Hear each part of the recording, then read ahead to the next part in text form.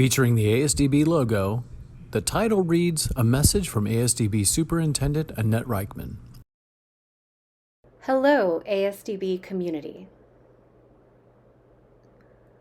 I am Annette Reichman, Superintendent of the Arizona State Schools for the Deaf and Blind. Today, July 13th, 2023, I want to talk about our campus-based students.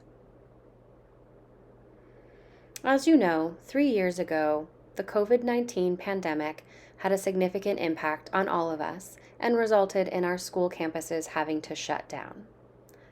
The result was a massive disruption to our students and their learning.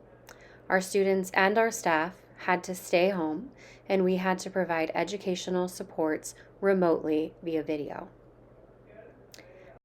I don't believe I need to rehash everything that happened during that time, but over the last 2 years, we have had ongoing issues that have arisen to which we have had to adapt. We've had to adapt to a changing environment and continued disruptions. Last year, in July of 2022, we all thought that we had finally made it through. We really thought we would be getting back to normal. We truly believed that the school year of 2022 and 2023 would be just like it was prior to the COVID-19 pandemic. As we started the school year last fall, we quickly realized that that was not going to be the case. We were not going back to our previous normal. As our students returned to school, we saw significant behavioral issues. It appeared that our students were delayed in their social emotional development as well as their academic learning. We were facing serious challenges. Our teachers and professional staff were frustrated by their attempts to interact with students and the continued disruptions in their classrooms. It appeared that our students did not know how to behave appropriately. This was an incredible challenge. We had to do something. Last spring, Jill Voigt, the principal of the Phoenix campus, with my approval, established PBIS for the Phoenix campus. This month, Paul Saunders will establish PBIS for the Tucson campus as well. What is PBIS? PBIS stands for Positive Behavioral Intervention and Support. PBIS. PBIS is really an approach for schools and students. That approach says that students are capable of learning how to behave appropriately, and schools can set up systems for those students to create clear expectations for behavior and interactions. The purpose is to improve school safety and better student behavior, as well as better learning in the school environment. So that is the intent of PBIS. PBIS recognizes that punishing students for bad behavior is not effective. It's necessary first to teach students what the expected behaviors are with explicit instructions, opportunities to practice, and receive feedback in order for them to learn how to behave appropriately. So that is PBIS. PBIS has several guiding principles. The first is the belief that students are capable of learning appropriate behaviors.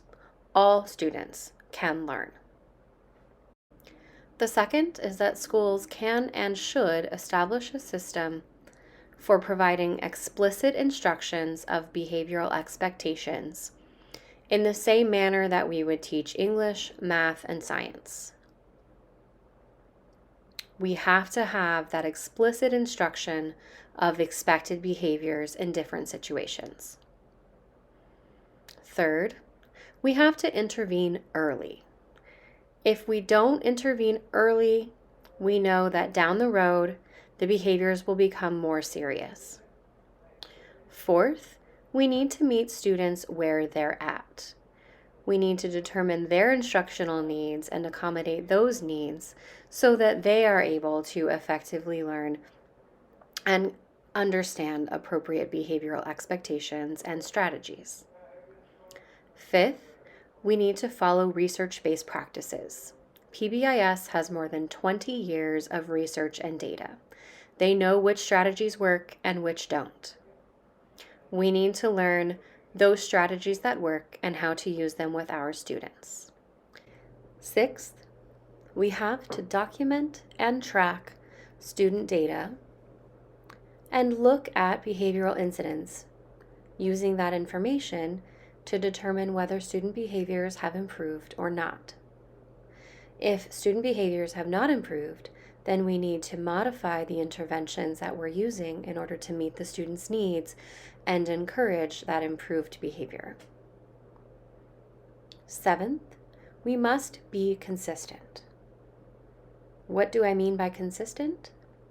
When a student enters a classroom, the behavioral expectations in that classroom should be the same as in every other classroom, as well as in the cafeteria, on the bus, and on the playground.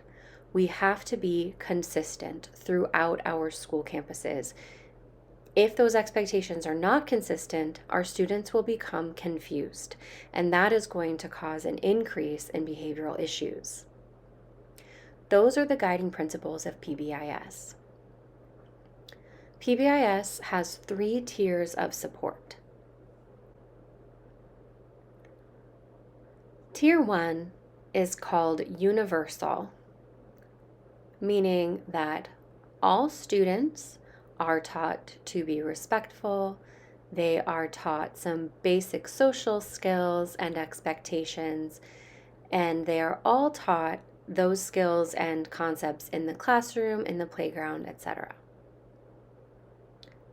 Some students may have some unique situations or challenges in which they do not know how to behave appropriately, and that's where we go to Tier 2.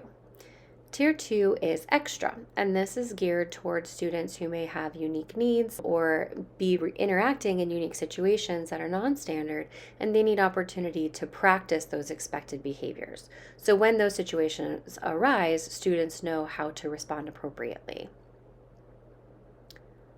And then we have a few students who may continue to struggle, and that's where Tier 3 comes in. This is intensive support for individual students. This is designed to work directly with a student who needs additional instruction on how to behave appropriately and how to understand those behavioral expectations. That is an overview of PBIS. Again, the goal is that all of our students are able to make it all the way through to graduation and be ready for life after graduation, whether that be going on to college or into a career. They cannot do that if they're not able to learn. In order for them to learn in the classroom, they need to know how to behave appropriately. That is our responsibility. I am looking forward to seeing the professional development training opportunities with PBIS that we will be providing to teachers and professional staff starting in the fall. This training will cover how to best meet our students' needs.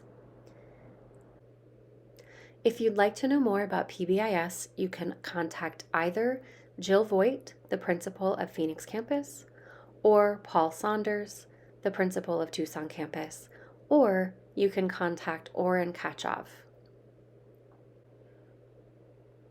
Oren is our acting assistant superintendent. Thank you, and I look forward to seeing all of you in the fall. The graphic reads, "Powered by ASDB Media. Copyright 2023, Arizona State Schools for the Deaf and the Blind. All rights reserved."